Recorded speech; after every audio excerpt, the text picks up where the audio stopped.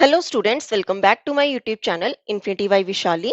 आज हम class 10th NCERT का चैप्टर नंबर 10 सर्कल्स की एक्सरसाइज 10.2 का क्वेश्चन नंबर 4 स्टार्ट करेंगे।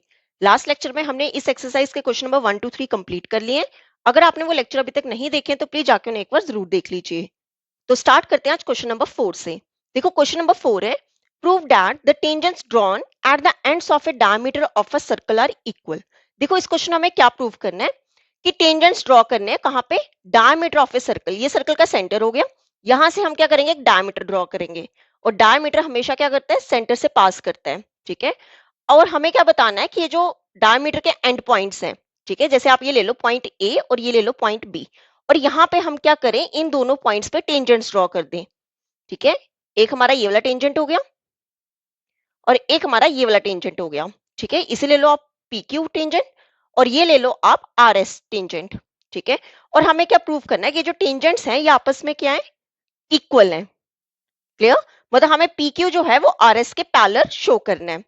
देखो क्या करेंगे, सबसे पहले देखो हमने लिखा क्या है, बनाया क्या है वो लिखेंगे। लेट, हमने लिया कि जो ए बी है, ए बी क्या है, diameter of the circle. A B is the diameter with centre O, with centre O and tangents, एक मिनट, यहाँ पे सेंटर सर्कल है, सेंटर ओ, यहाँ पे ले लो point O. Clear, and tangents P Q and R S passing through A and B, passing through A and B. देखो A B क्या है, डायमीटर जिसका सेंटर क्या है ओ। ठीक है, और बोला क्या गया है कि जो P Q and R S क्या है, टेंजेंट्स है जो कि पास कहां से कर रहे हैं, पी क्यू जो है वो ए से पास कर रहा है एंड बी जो है, सॉरी आर एस जो है वो बी से पास कर रहा है। अब देखो हमें प्रूफ क्या करना है, टू प्रूव, यहाँ पे इक्वल की जगह ना पैरेलल आएगा। ठीक है, हमें पैरेलल प्रूफ करना है। हमें प्रूफ क्या करना है कि ये जो पी क्यू है वो पैरेलल किसके है, आर एस के। P Q is parallel to R S, ये हमें प्रूफ करना है। अब देखो प्रूफ कैसे करेंगे। अगर आप देखो ये ओ ए एंड ओ बी क्या है, हमारे रेडियस ऑफ सर्कल। ठीक है, जो कि सेंटर से है। ओ ए बी रेडियस है एंड ओ बी भी क्या है, रेडियस है। अब देखो ओ ए रेडियस है, पी क्यू क्या है, टेंजेंट है, तो ये जो ओ ए है वो परपेंडिकुलर किस पे होगा, पी क्यू पे। सिमिलरली ओ बी क्या है, रेडियस एंड आर एस क्या है, टेंजेंट है, तो ये जो ओ बी है ये भी परपेंडिकुलर किस पे होगा, आर एस पे। रीजन हम क्या लिखेंगे, जो हमारी थ्योरम 10.1 थी, रेडियाई परपेंडिकुलर टू टेंजेंट। ठीक है, अब देखो अगर ये परपेंडिकुलर है मतलब ये 90 डिग्री बना रहे होंगे सारे। ठीक है, यहाँ पे भी 90 डिग्री होगा, यहाँ पे भी 90 डिग्री होगा, ये सारे क्या बना रहे होंगे, 90 डिग्री। तो यहां से हम क्या कह सकते हैं कि जो हमारा एंगल पी ए ओ, ये पी ए ओ जो है वो कितना होगा, 90 डिग्री। ठीक है, और देखो जैसे पी ए ओ है, अगर मैं एस बी ए भी क्या बता दूं कि वो भी 90 डिग्री होगा, एंड एंगल एस बी ए जो है वो भी 90 डिग्री होगा। अब देखो मैंने यही दो एंगल्स क्यों लिखे 90 डिग्री, वैसे तो ये सारे 90 डिग्री हैं। अब देखो कोई टू लाइंस पैरेलल कब होती हैं, अगर कोई टू लाइंस पैरेलल है और उसे एक ट्रांसवर्सल लाइन क्या कर रही है, कट कर रही है। ठीक है, तो ये जो एंगल्स, ये वाले जो एंगल्स होते हैं इन्हें हम क्या कहते हैं, ऑल्टरनेट एंगल्स।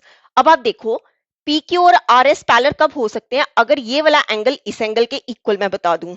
ठीक है, मतलब अगर ये दो एंगल्स आपस में इक्वल हो गए तो हम क्या कह देंगे कि दोनों लाइंस आपस में क्या है, पैरेलल हैं। अब देखो यहां से मैंने क्या बताया कि ये दोनों एंगल्स क्या है, 90 डिग्री, तो हम ये कह सकते हैं देयरफॉर एंगल पी ए ओ जो है वो एंगल एस बी ओ के इक्वल हो जाएगा। ठीक है, क्यों, ये 90 डिग्री है, ये भी 90 डिग्री है। अगर आप चेक करो ये टू लाइंस क्या है, पैरेलल है। कौन कौन से, ये पी क्यू आर एस, और इसे एक ट्रांसवर्सल लाइन क्या कर रही है, कट कर रही है। तो ये वाले एंगल जो है मैंने इस एंगल के इक्वल बता दिया, तो मैं अगर ये दो एंगल्स आपस में इक्वल आ रहे हैं तो हम ये कह सकते हैं कि पी क्यू जो है वो आर एस के पैरेलल होगा। तो हम यहाँ पे क्या लिखेंगे, सिंस ऑल्टरनेट, ऑल्टरनेट एंगल्स, ऐसे एंगल्स को हम क्या बोलते हैं, alternate interior angles. Since alternate interior angles, interior angles are equal. अगर ऑल्टरनेट इंटीरियर एंगल्स इक्वल आ रहे हैं तो हम क्या कह देंगे, therefore PQ is parallel to RS। ठीक है, तो मतलब वो लाइंस क्या होंगी, पैरेलल होंगी। क्लियर? तो ये था हमारा क्वेश्चन नंबर 4। अब देख लेते हैं क्वेश्चन नंबर 5। देखो क्वेश्चन नंबर 5 है, prove that the perpendicular at the point of contact to the tangent to a circle passes through the centre. देखो क्या कहा है इस क्वेश्चन में, ये बहुत इंपॉर्टेंट क्वेश्चन है, ठीक है, आपके एग्जाम के लिए। क्वेश्चन है कि अगर हम जो टेंजेंट का पॉइंट ऑफ कांटेक्ट है, पहले हम एक टेंजेंट ड्रॉ कर लेते हैं। जैसे एक सर्कल है, सर्कल का सेंटर ले लो O, ठीक है, ये O ले लेते हैं और यहां से हम क्या करेंगे, एक टेंजेंट ड्रॉ करेंगे। जैसे एक टेंजेंट ड्रॉ कर दिया और इस टेंजेंट का नाम ले लो AB। क्लियर? अब उसने क्या कहा है कि अगर मैं पॉइंट ऑफ कांटेक्ट, टेंजेंट और सर्कल का पॉइंट ऑफ कांटेक्ट क्या है, ये है, इसे ले लो पॉइंट C।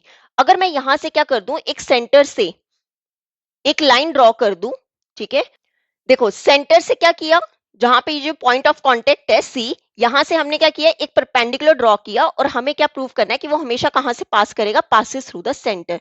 कि अगर मैं टेंजेंट से परपेंडिकुलर ड्रॉ करती हूँ तो वो सेंटर से पास करेगा। ठीक है, ये हमें क्या करना है, प्रूव करना है। तो जो भी हम टेंजेंट से परपेंडिकुलर ड्रॉ करेंगे वो हमेशा सर्कल के सेंटर से ही पास होगा। ये चीज हमें क्या करनी है, प्रूव करनी है इस क्वेश्चन में। ठीक है, इसे ले लेते हैं पॉइंट D। क्लियर? अब देखो हमने क्या बनाया, सबसे पहले सर्कल था जिसका हमने क्या बनाया, टेंजेंट। तो हम क्या लिखेंगे, AB is the tangent, AB is the tangent to a circle with centre O। Circle का सेंटर क्या है, O। Touching the circle, touching the circle at C। क्या मतलब हुआ कि AB टेंजेंट है, ठीक है, किसका, सर्कल का, जिसका सेंटर क्या है, O। और ये जो AB है ये टच जो कर रहा है सर्कल को, कहां पे जाके कर रहा है, C पे जाके कर रहा है। क्लियर? अब देखो इसके बाद अब हमें प्रूफ क्या करना है, टू प्रूव कि O जो है, O लाइज ऑन DC। ठीक है, O लाइज ऑन DC, या फिर हम ये कह सकते हैं कि हमें प्रूफ करना है और DC passes through O, passes through O। ठीक है, कि ये जो O है, ठीक है, ये लाई किस पे कर रहा है, DC पे कर रहा है। O क्या है, सेंटर ऑफ द सर्कल। या फिर हम ये कह सकते हैं कि O लाइज ऑन DC और DC पासिस थ्रू O। देखो हमने एक चीज यहाँ पे और ड्रॉ किया था कि जो DC है ये परपेंडिकुलर किस पे, AB पे। ठीक है, अब देखो हमें प्रूफ कैसे करना है। अब देखो एंगल ACD, कौन सा एंगल, ACD, ये पूरा क्या होगा, 90 डिग्री होगा। ठीक है, ACD एंगल पूरा कितना होगा, 90 डिग्री होगा। क्यों 90, इसे क्वेश्चन नंबर 1 ले लो, क्यों होगा, बिकॉज ये जो DC है ये परपेंडिकुलर किस पे, AB पे। ठीक है, ये हमें क्वेश्चन में गिवन था कि जो DC परपेंडिकुलर है किस पे, पॉइंट ऑफ कांटेक्ट पे। तो अगर वो परपेंडिकुलर है तो वो कितना एंगल बना रहा होगा, 90 डिग्री बना रहा होगा। सिमिलरली जो एंगल ACO है वो भी 90 डिग्री होगा। ठीक है, इसे ले लो इक्वेशन नंबर 2। क्यों होगा, बिकॉज जो हमारी थ्योरम 10.1 थी, रेडियस परपेंडिकुलर टू टेंजेंट। ठीक है, OC हमारा क्या है, रेडियस, और ये जो पूरी लाइन AB क्या है, टेंजेंट है। तो ये जो OC है वो परपेंडिकुलर किस पे होगा, टेंजेंट पे। अगर वो परपेंडिकुलर होगा तो मतलब वो 90 डिग्री बना रहा होगा। अब देखो ये पूरा एंगल ACD भी 90 डिग्री है, ये पूरा एंगल ACO भी क्या है, 90 डिग्री है। अब दोनों इक्वेशन को कर लेते हैं इक्वेट। तो क्या लिखेंगे, फ्रॉम इक्वेशन 1 एंड 2।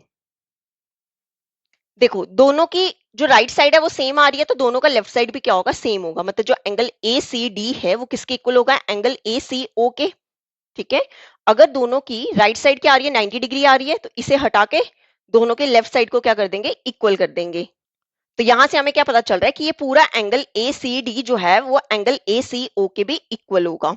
ठीक है, तो ये कब इक्वल हो सकता है, हम यहां से ये बता सकते हैं कि हेंस जो O है वो लाई किस पे कर रहा है, लाइज ऑन DC। क्यों, ये पूरी लाइन DC पे ही क्या आ रहा है, OC आ रहा है। तो मतलब ये जो O लाइन O है, ठीक है, ये जो O पॉइंट है ये DC पे क्या कर रहा होगा, लाई कर रहा होगा। तो यहां से हम क्या लिख सकते हैं, यही हमें प्रूव करना था कि O लाइज ऑन DC, या फिर DC passes through O। Clear? तो यहां से हम क्या कह सकते हैं, देयरफॉर जो हमारा क्वेश्चन है, perpendicular at the point of contact at the point of contact to tangent passes through the center.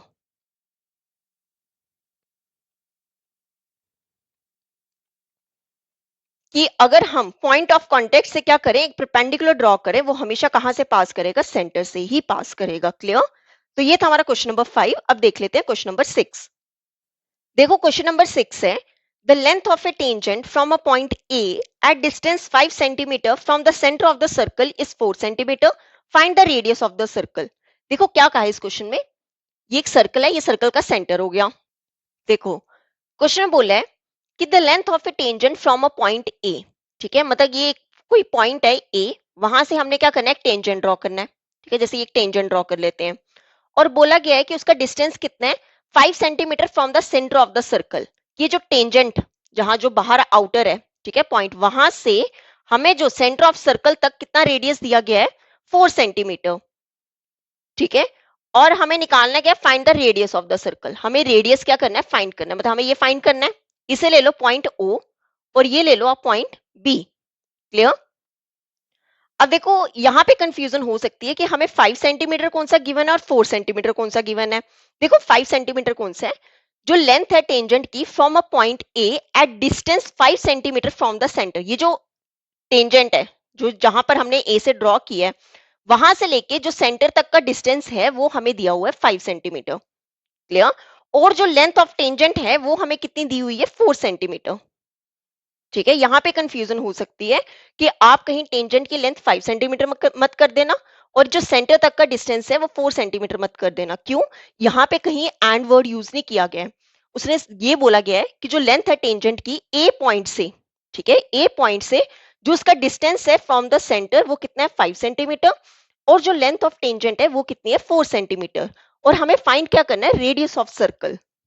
देखो कैसे करेंगे, बहुत इजी क्वेश्चन है। देखो ओबी क्या है, रेडियस है, एंड एबी क्या है, हमारा टेंजेंट है। तो ये जो ओबी है ये परपेंडिकुलर किस पे होगा, एबी पे, बाय थ्योरम 10.1। तो यहाँ पे क्या लिखेंगे, OB is perpendicular to AB. Reason क्या आएगा, रेडियस परपेंडिकुलर टू टेंजेंट। मतलब ये हमारा क्या होगा, 90 डिग्री होगा। यहां से हम ये कह सकते हैं देयरफॉर एंगल ओ बी ए जो है वो क्या होगा, 90 डिग्री। अब आप देखो ये हमारी क्या बन रही है, राइट एंगल ट्रायंगल बन रही है। ठीक है, ये राइट एंगल ट्रायंगल बन रही है, तो यहाँ पे हम क्या यूज करेंगे, पाइथागोरस थ्योरम। तो ट्रायंगल का नाम क्या है, in triangle A B O by Pythagoras theorem. Pythagoras theorem क्या होती है, हाइपोटेन्यूज का square is equal to perpendicular का स्क्वायर प्लस बेस का स्क्वायर। ठीक है, अब देखो राइट एंगल के सामने वाला हमेशा क्या होता है, हाइपोटेन्यूज। ठीक है, अब आप कोई भी एक परपेंडिकुलर ले लो और इसे आप बेस ले लो। ठीक है, अब देखो हाइपोटेन्यूज कितना है, ओ ए।